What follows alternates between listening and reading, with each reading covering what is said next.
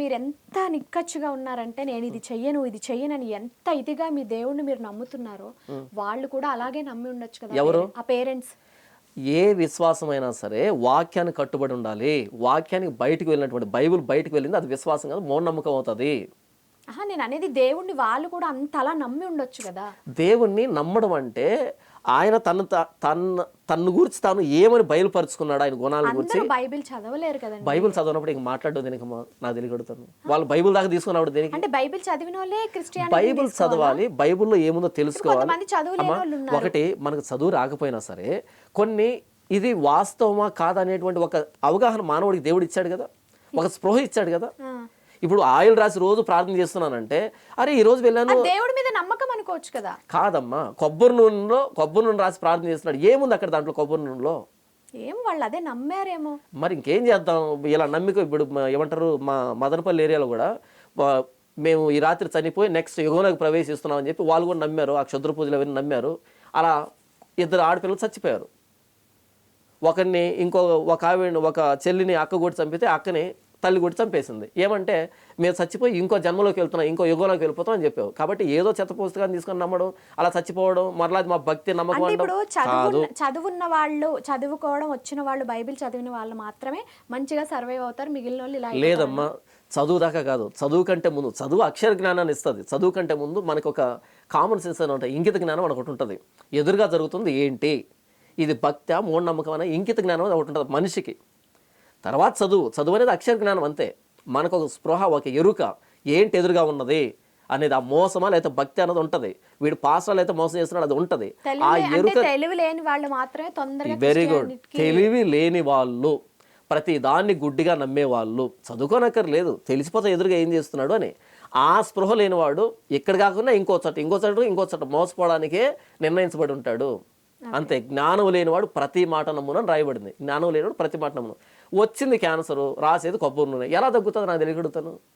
దేవుడు ఏమైనా చేస్తాడేమోనండి. మరలా దేవుడు చూడండి, మరలా దేవుడి మీద పట్టుకొని రాకండి. ఇది దేవుడి దాకా వచ్చే సబ్జెక్ట్ కాదు ఇది. వాళ్ళ నమ్మకం. దేవుడి దాకా వచ్చే సబ్జెక్ట్ కాదు ఇది. వాళ్ళ అమాయకత్వం, వీడి మోసం. దేవుడు ఏం చేస్తాడని రావాలండి, చెప్పండి. దేవుడు ఏం చేస్తాడని రావాలి. ఇప్పుడు నన్ను తీసుకొచ్చి ఈ స్టూడియోలో కూర్చోబెట్టి అది అబద్ధము అలాంటి దాన్ని నమ్మకండి అని చెప్పిస్తున్నాడు. ఇంకేం చేయాలి దేవుడు? ఓకే. అంటే ఇప్పుడు దేవుడిని, ఇప్పుడు ఆయన దేవుడు ఏం చేయలేదు అంటున్నారు కదా. అసలు దేవుడిని, మీ జీసస్ ని నమ్మాలంటే ఎవరైనా ఇప్పుడు నేను నమ్మాలి, నాకు ఏదో కావాలంటే నేను ఎలా నమ్మాలి ఆయన్ని? ఒకటి, యేసు ప్రభు మీకు ఏమైనా కావాలంటే నన్ను నమ్మండి అని చెప్పలేదు బైబిల్లో. మీకేమైనా కావాలంటే నన్ను నమ్మండి, నేను ఆపద ముక్కులు వాడిని అని.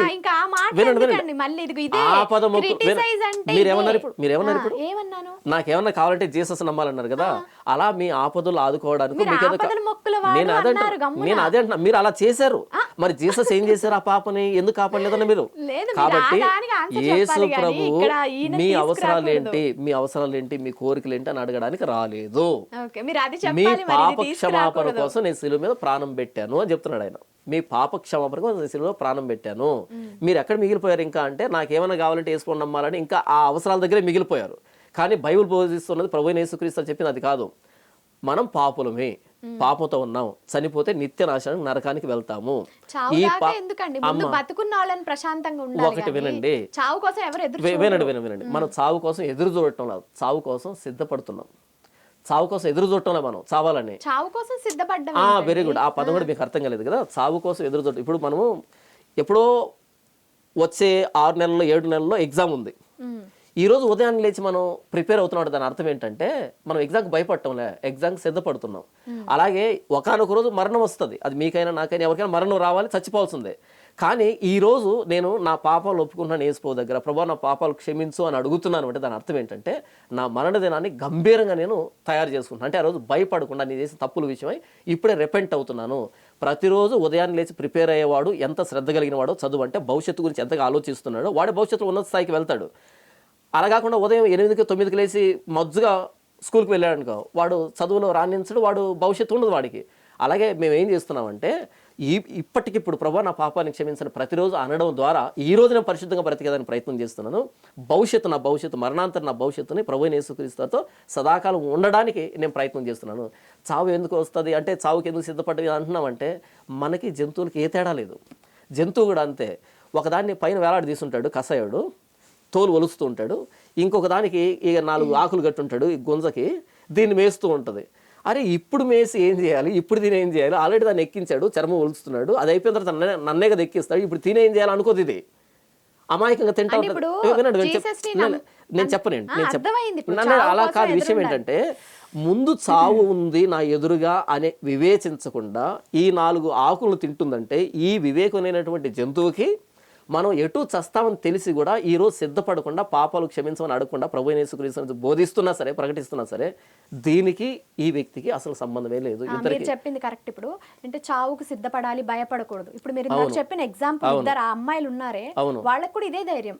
ఏది ఇప్పుడు చావుకు సిద్ధపడాలని చెప్పారు కదా, మేబీ అదే కారణం వాళ్ళు చావుకు కూడా భయపడకుండా వాళ్ళ జీవితాన్ని నాశనం చేసుకున్నారు. నేను అదే చెప్పాను. నేను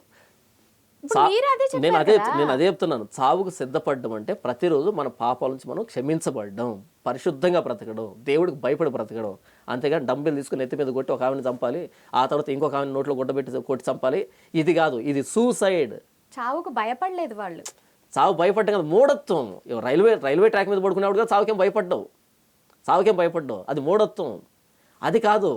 మనం నమ్ముతున్న దానికి ఒక రీజన్ ఉండాలి, హేతు ఉండాలి. ఇప్పుడు నేను ప్రభు నేను పాపినని ఒప్పుకోవడం ద్వారా ఈ రోజు నేను పాపం చేయకుండా బ్రతుకుతాను.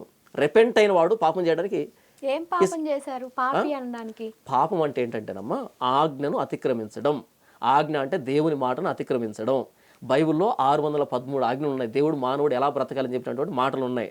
ఈ మాటలు మనం భౌతికంగా మేరుతాం, ఆలోచన పరంగా మేరుతాం. నీ పొరుగు వాని దగ్గర దేన్ని ఆశించకూడదు అని ఉంది, అది ఆలోచనకు సంబంధించింది. అబద్ధం ఆడకూడదు, వ్యభిచరింపకూడదు, నరహత్య చేయకూడదు, దొంగలించకూడదు, అబద్ధ సాక్ష్యం చెప్పకూడదు, దేవుని కాకుండా ఇంకో విగ్రహాన్ని మొక్కకూడదు, తల్లిదండ్రులను సన్మానించాలి. ఇవన్నీ కూడా ఏంటంటే ఇలాంటివి 613 ఆజ్ఞలు బైబిల్లో ఉన్నాయి. ఈ మాటలు మీరి ప్రవర్తించేదాన్ని పాపం అంటాం. ఆ ఆజ్ఞలు ఏంటో తెలియనంత కాలం ఎక్కడ మీరుతున్నామో కూడా తెలియదు. పాపం అంటే చేసేదే కాదు, పాపం అంటే మానసికంగా చేసేదని కూడా పాపం అనే బైబిల్ చెప్పింది.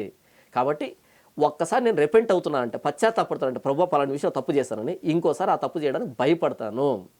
అది నేను అంటే చిన్నప్పటి నుంచి నేను విని పెరిగింది ఏంటంటే, మనం పుట్టింది ఒక కారణ జన్మం అయి ఉంటుంది. నువ్వు చచ్చేలోపు 4గురికి సాయం అన్నా చెయ్యి, మంచి పేరన్నా తెచ్చుకో, ఒకరికి ఉపయోగపడేలాగా ఉండు, చావు వచ్చే వరకు వెయిట్ చేయని నేను విన్నాను. కానీ చావు కోసమే నువ్వు చావు వస్తుందని భయపడకు, అప్పటిదాకా ధైర్యంగా ఉండని నేను ఎప్పుడు వినలేదు. అండ్ నాకు ఇది కొంచెం ఆక్వర్డ్గా కూడా అనిపిస్తుంది. ఓకే, అది మీరు వినలేదు కాబట్టి ఆక్వర్డ్గా అనిపించింది.